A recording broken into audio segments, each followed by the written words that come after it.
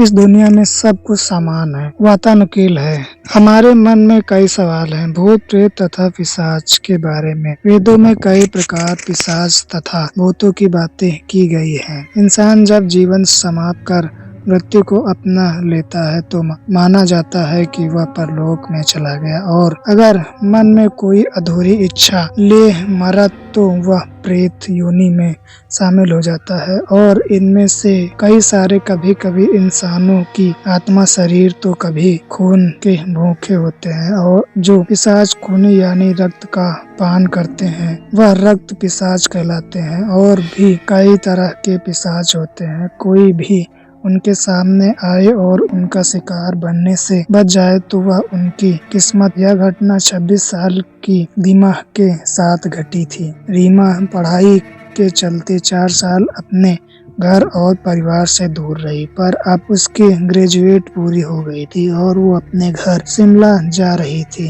कई साल तक परिवार से दूर, माँ बाप से दूर, वह अकेले में उन्हें बहुत याद किया करती थी। पर अब दूरी खत्म होने वाली थी क्योंकि वह अपने शहर लौट रही थी। वह फोन पर अपनी दोस्त नीरू से बातें करने में इतनी गुम थी कि टाइम का उसे ख्याल नहीं रहा कि कब रात के 11:30 बज गए। यार रीमा, बहुत देर हो गई, तू एक काम कर, आज मेरे एक घर रुक जा, कल अपने घर चली जाना। अरे नहीं यार नीरू, मुझे किसी बात का डर नहीं, बिंदास पहुंचकर तुझे फोन करूंगी और माँ बापा को सरप्राइज भी देना है। कितनी देर हो गई, घर की खीर पूरी खाए तू एक काम करना, मेरे घर पर फोन कर दे कि आज मैं तेरे यहाँ रुकूंगा, और घर जाने के बाद माँ बाबा का मुंह देखने लायक होगा। पर यार यह सही रहेगा अगर समझ ले, तू आज यहाँ रुक जाती है तो कल सरप्राइज दे सकते हैं ना आंटी अंकल को। या तू भी बड़ी फट्टू है, रात में बस में अगर कोई खूबसूरत हीरो मिल गया तो रोमांटिक फिल्म की तरह हो जाएगा ना।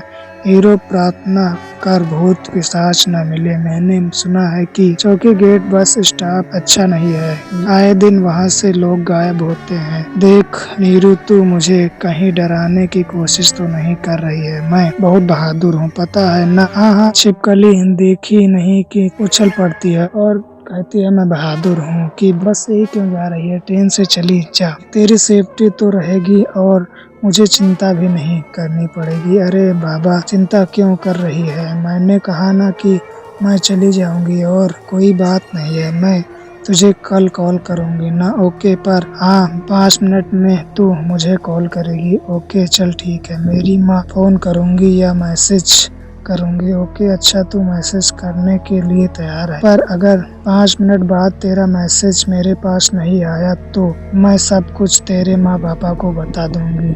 डील, चल। ओके। रात के 12 बजे रीमा बस स्टॉप पर खड़ी थी और बस का इंतजार कर रही थी। नीरू भी आना चाहती थी पर उसे जरूरी काम से जाना पड़ा। रीमा ख्यालों में से निकल ही रही थी कि तभी एक ठंड बस की धुन को चीरती हुई, रात के सन्नाटे को तोड़ती हुई वहां आकर रुकी। देखने में वो बहुत डरावनी लग रही थी और काले शैतान के मुंह की तरह उसका दरवाजा खुला। मैडम कहाँ जाना है? भाई साहब शिमला जाना है। यह बस जाएगी क्या? मुझे बस का टाइम टेबल नहीं पता है। यह आखिरी बस है मैडम, इसके बाद कोई बस नहीं है। इस बात को सुनने के बाद रीमा उस बस में चढ़ जाती है, पर वो बस पूरे अंधेरे से भरी हुई थी और सारे यात्री अपनी जगह पर बैठे हुए थे। किसी का भी मुंह दिखाई नहीं दे रहा था। रीमा को यह सब थोड़ा अजीब तो लगा, पर उसने यह सोचकर ज्यादा नहीं सोचा कि शायद 9 घंटे का तो सफर है, क्या करना है। बात करके वो अपने सीट पर जाके बैठने ही वाली होती है कि तभी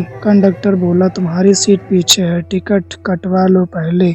बदतमीज लड़की। अरे भाई साहब, ये क्या तरीका है आपके बात करने का? पैसेंजर से क्या ऐसे बात करते हैं? अगर मैं आपकी शिकायत कर दूंगी। कंडक्टर कुछ न बोलकर रीमा की तरफ टिकट पढ़ा देता है। रीमा टिकट लेने जाती है तो उसके होश उड़ जाते हैं। एक कंकाल कंडक्टर पोशाक पहने खड़ा था। उसका जबड़ा आधा टूटा था, उसमें से दांत लटक रहे थे।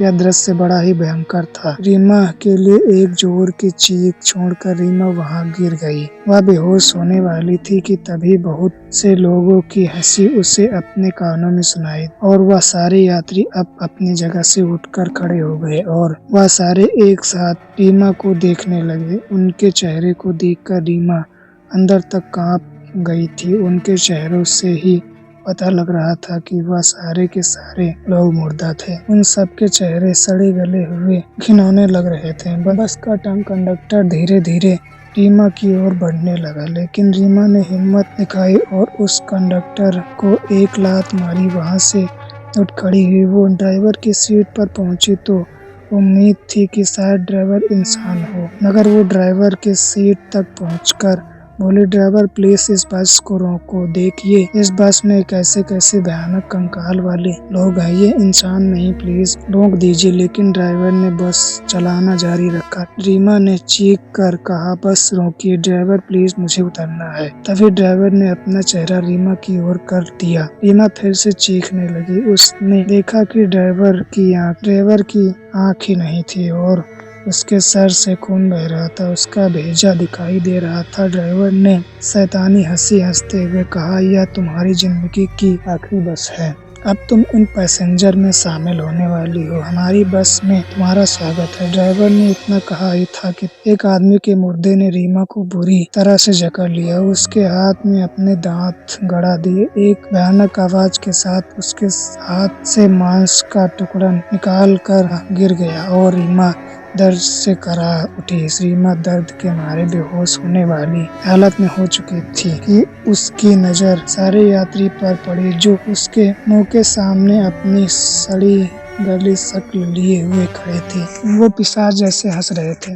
और उसकी तरफ बढ़ रहे थे कि वो उसे भी अपने में से एक बना ले। तभी उसके पर्स और पापा, माँ, नीरू, मैं जिंदा हूँ, मगर तुझे किसने कहा था चौकी गेट से जाने को? मना किया था ना, अगर यह लड़की ना होती तो तू आज नहीं होती। नीरू, तू मेरी दोस्त नहीं, बहन से भी बढ़कर है। तू वहाँ पहुँची कैसे? और वो बस में वहाँ से गुजर रही थी, तभी चिल्लाने की आवाज आई तो मैं भागी भागी चली आई और तुझे वहाँ बेहोश पाया, लेकिन वो बस के आया और कैसे ऐसी बनी? रीमा, तुम जिस बस की बात कर रही हो वो मौत का चलता फिरता सामान है, जहां ड्राइवर से लेकर सभी मुर्दे भी 20 साल पहले एक बस शिमला जाने के लिए निकली और वह पहुंची भी नहीं।